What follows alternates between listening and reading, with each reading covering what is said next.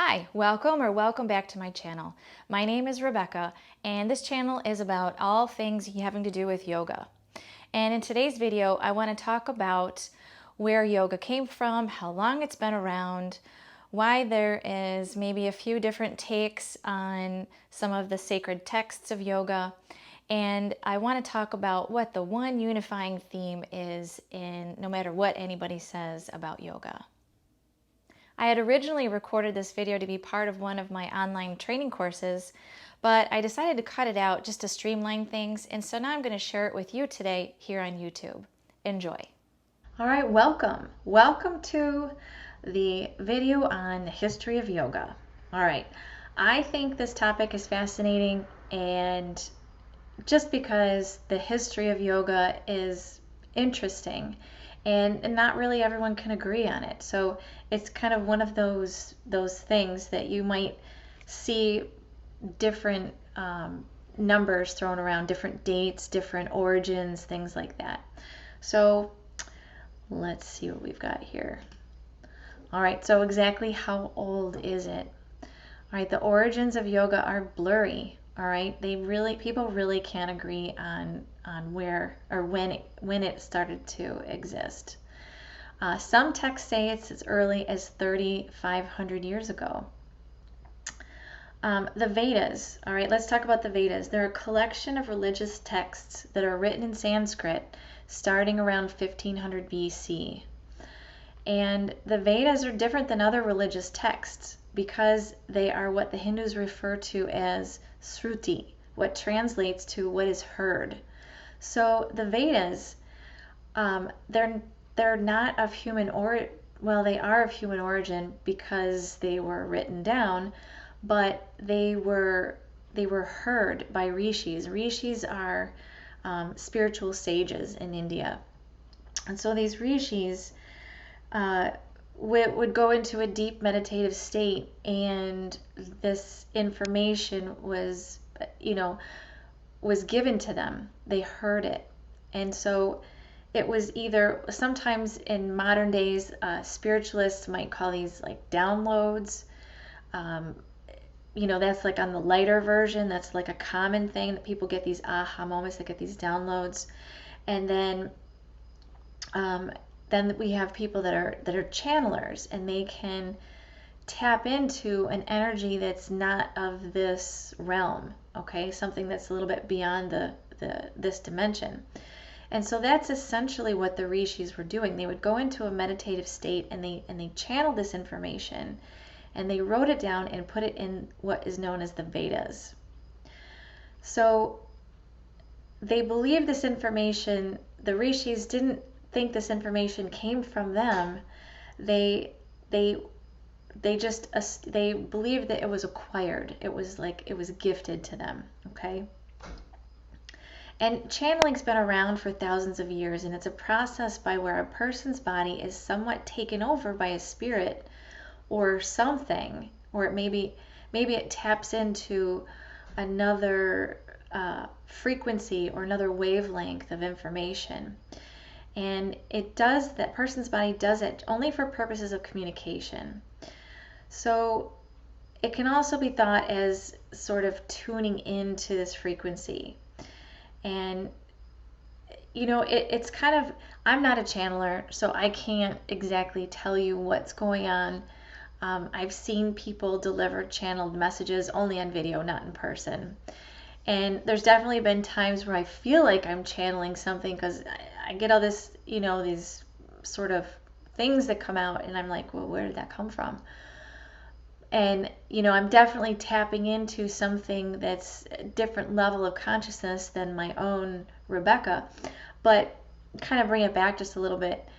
That's where the Vedas came from. That's where all of the information, the core of yoga comes from, is channeled information that was, around 1,500 years before the Common Era. So where's it from, and what did they practice? This is very interesting also. So these pictures, I'm gonna go back here. I took this picture myself in a temple in India, And this is also another temple in India, and you can see the carving there of a guy who's in headstand with his legs in lotus. What we found is that postures, the poses of yoga, were not mentioned until Patanjali, who's another sage that came along. Patanjali essentially condensed his interpretation of the Vedas and put it into, I think, like 195 different sutras. So the postures are not even mentioned until we get to the Yoga Sutras, somewhere between 100 and 400 Common Era. And that's where we get the 8 limbs of yoga and Hatha Yoga Pradipika, which just translates to light on yoga. And those are things that you probably don't know about yet, and that's okay. We're going to get into it later. But this is where this stuff comes from.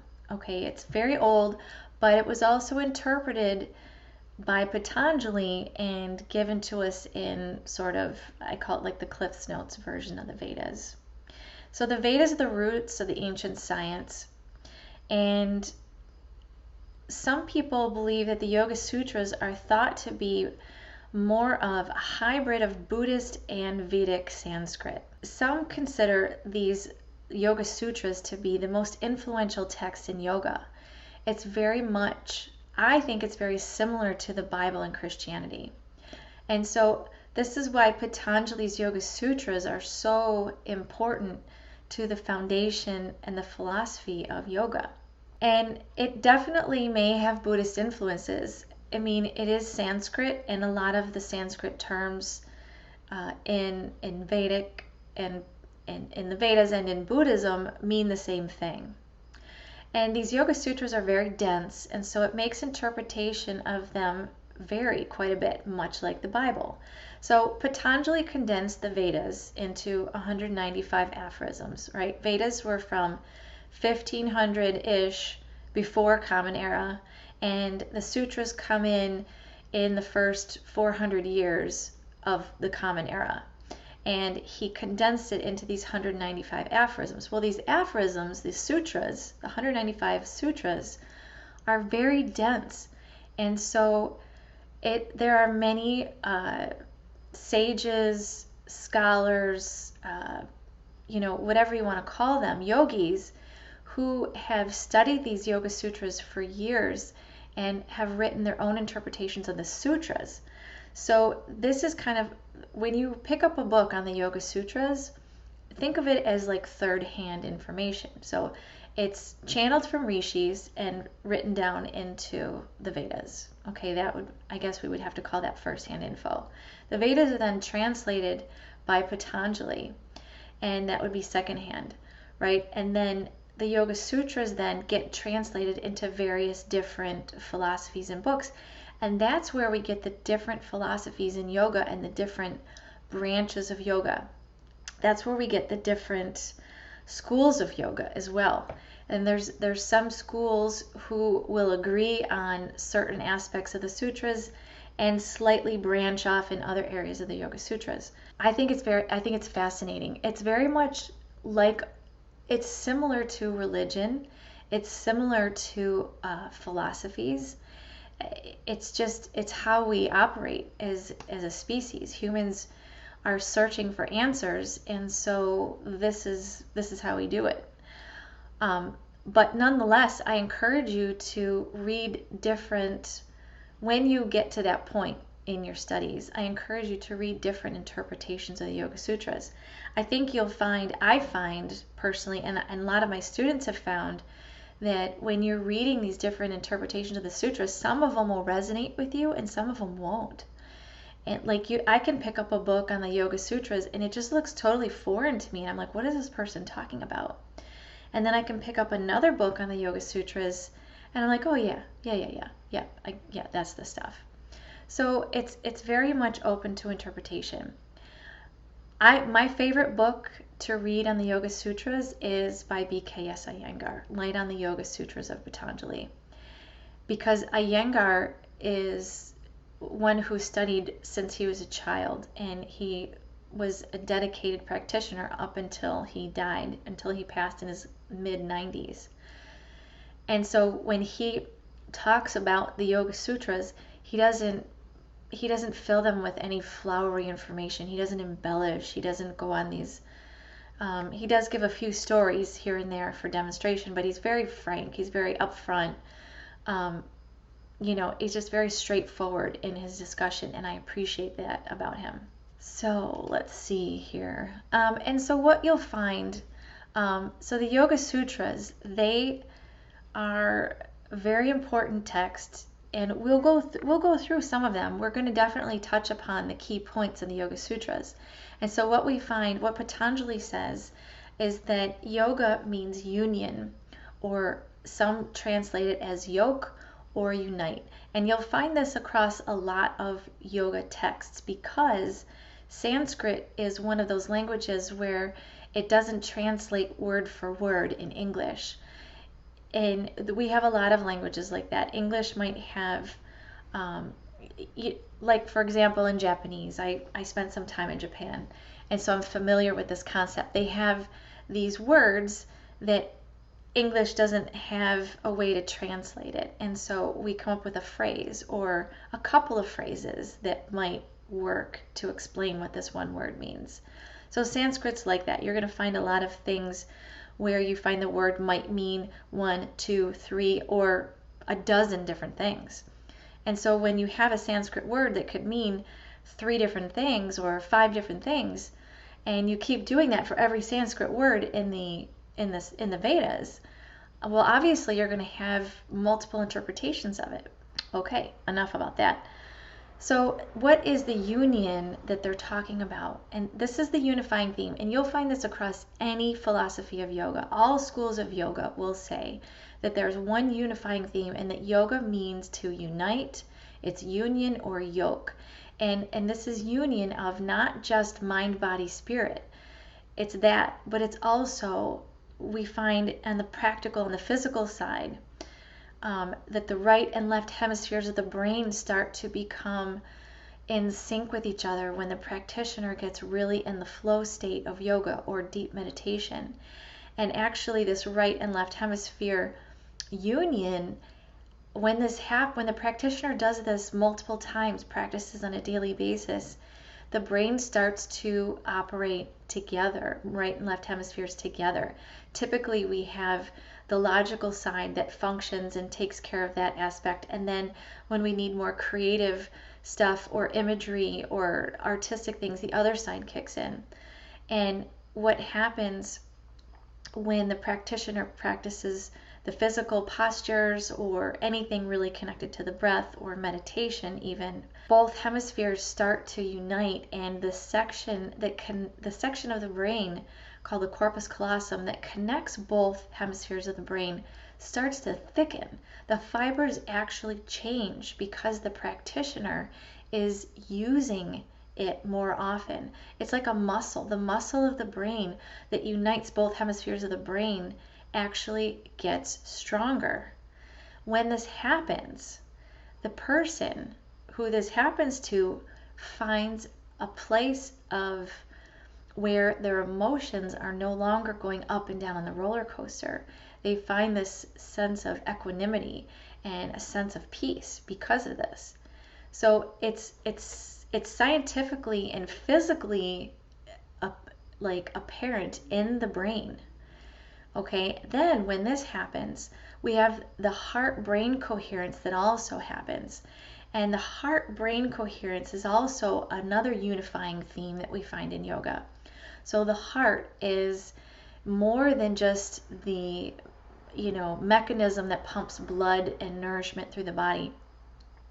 The heart also emits its own vibration, its own frequency, and it's measurable in a field around the body. And the brain also emits a frequency. So this is part of what's spoken in the Yoga Sutras, and I'll get to that in a later video. But this is part of where the truth comes in. It potentially talks about truth. And it's about a unifying theme between the heart and the mind.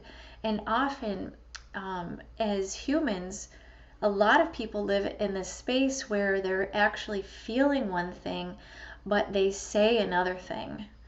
And or they have trained themselves to think and say another thing, even though they're feeling something different. And so this is like a disunifying, a discoherent type of a thing that happens with people. It gets sort of trained out of us as children and sometimes as adults too. So when we can unify the two, the heart and the brain, the body becomes a little bit more vibrant. We feel more health and more energy. We feel more comfortable. We feel more self-confidence. We feel all sorts of wonderful qualities that come with this. And so this is part of that union, that uniting theme that we find in yoga. And another layer of union that I find is this, and this is what Patanjali talks about as well, and it's unifying the individual spirit with the infinite spirit. And so the individual is nothing, in terms of yoga, is nothing but an expression of the infinite.